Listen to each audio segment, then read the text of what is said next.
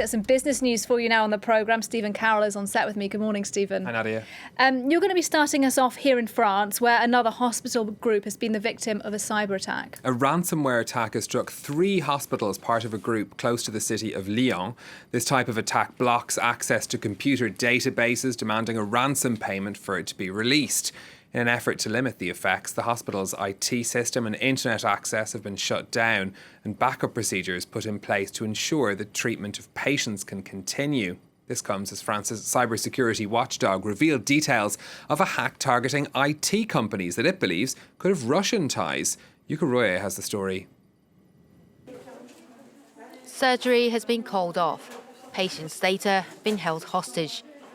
As France's hospitals battle the coronavirus pandemic, a growing number of them have come under attack from cyberspace. Hackers blocked their systems in exchange for ransom payments. Authorities are urging hospitals not to give in. D'abord, ça ne garantit pas de pouvoir récupérer les codes qui permettraient de récupérer les données et ça ne ferait qu'inciter les pirates à réattaquer des hôpitaux ou d'autres structures. In the past year, almost 10 hospitals in France suffered similar attacks. The latest happened in the Rhône region early Monday. Les cybercriminels vont attaquer tout le monde, quel que soit le profil. En fait, l'objectif est vraiment d'avoir de l'argent. Et voler de l'argent à un hôpital ne leur pose aucun problème, comme voler de l'argent à un cabinet comptable. Increased ransomware attacks come as France's national cybersecurity watchdog ANSSI published a new report.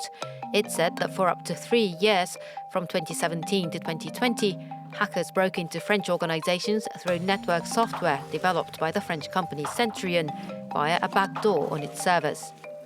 The watchdog stopped short of identifying the hackers, but said they had similar modus operandi as the Russian cyber espionage group known as Sandworm. It added that the campaign mostly affected web hosting providers.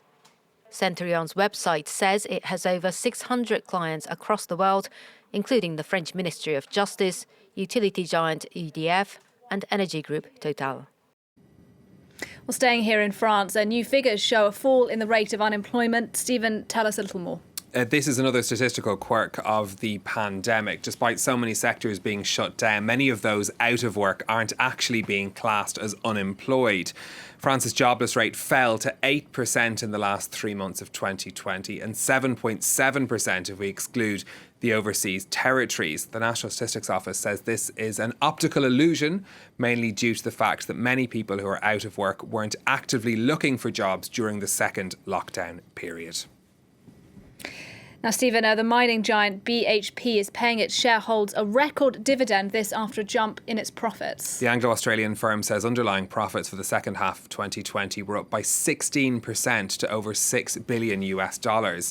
Under the company's dividend policy, it'll pay half of that to investors. BHP says the jump in profits was down to increased demand for iron ore, which drove up prices, and that helped to offset losses from the company's coal business, which had been hit by China's unofficial ban on importing fossil fuels from Australia.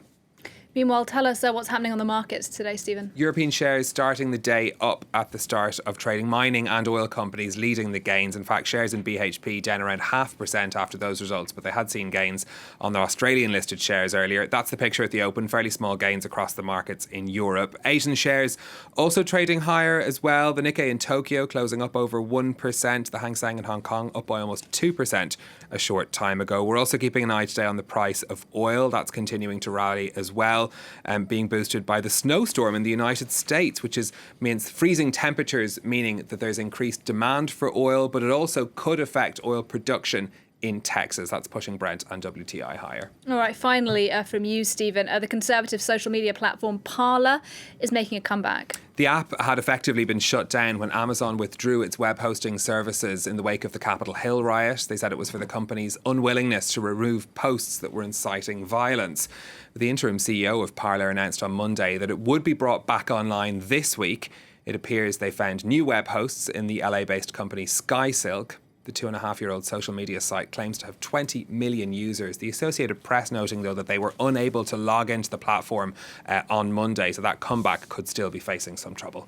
All right, thank you very much, Stephen Carroll there with our business update on the programme.